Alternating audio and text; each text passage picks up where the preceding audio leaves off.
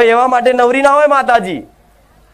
પછી દેવું કરે આગા પાછા ઉછીના કરીને લોનો કરીને વટ પાડવા, સમાજમાં પૈસા બતાવવા અત્યારે પોતાનું વર્ચસ્વ પદ મોન બતાવવા અત્યારે બધું કરે અને દેવું થાય પછી કે માડી દેવું થઈ ગયું. તને કોણે કીધું તું હાથી મંગાવવાનું?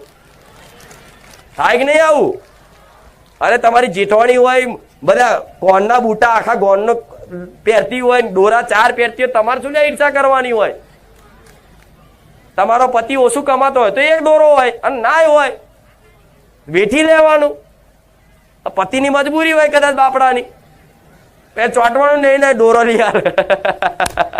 અમે ઝઘડા થાય છે. હવે આ બધો સંતોષ જેને આવી છે ને એનો દુઃખનો અંત થઈ જાય, પણ માણસોને કોઈ સંતોષ રહેતો.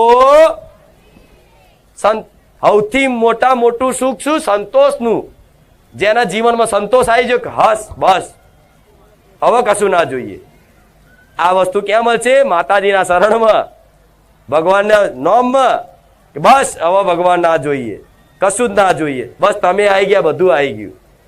આવું જો લગીન નહીં થાય ને તો લગીન આ ચાલુ જ રહેવાનું. એટલે ખોટો ખર્ચા, ખોટો સમાજમાં દેખાડો કરવા માટે, મહોત્સવ કરવા માટે, ચોથી ઉછીના વ્યાજે પૈસા લાઈન લોન પડાવીને બધા નાટકો કરતા નહીં. પાછા હાલવાના થશે, નહીં હાલો તો ઉપરથી એ બોજ ચડશે, એનો ગુનો પડશે અને મર્યા પછી ભોગવવું પડશે. તમારા દીકરાઓને ભોગવવું પડશે. પહેલાના જમાનામાં જોયું છે કે બાપનું દેવું દીકરાને ભરવું પડતું. ચમ કે જો દેવું ધરતી પર રહી ગયું હોય ને, કદી 1 રૂપિયાનું કદાચ લેણું રહી ગયું હોય ને ધરતી પર, તે માણસની મુક્તિ ના થાય એવું કહે છે શાસ્ત્રો. એટલે ક્યારેય તે કદાચ ઉછી ના લીધા હોય, વ્યાજે લીધા હોય તો જેટલું બને એટલે મહોત્સવ ઓછા કરવાના. પહેલા જેને લીધા હાલવાની કોશિશ કરો, અને હાલી દીધા હોય તો પુનદાન થોડું ઘણું કરો. પણ વધારે પગ પોરા કરશો, ચાદર કરતા પગ વધી જાય તો તકલીફ પડે ને. તો આપણે જેટલી આપણી કેપેસિટી છે, જેટલું સામર્થ્ય છે, જેટલી શક્તિ છે એટલું જીવન જીવવું જોઈએ. પછી વધારે પડતા મોજ શોખ કરો તો બેકાર છે. આ મારા દીકરાએ પાલન રાખ્યું છે ને એટલે હું તમને શીખાલું છું. તારે હું માતા મળીશ. એને ક્યારેય કમ્પ્લેન નહીં કરી. એક વાત કહું તો નવાઈ લાગશે તમને કદાચ, સેવકોને ખબર હશે. જયારે માતા હું ધૂણવા આવતી ને, મારો દીકરો અહીંથી ફાટલું પેન્ટ પહેરીને બેસતો હતો.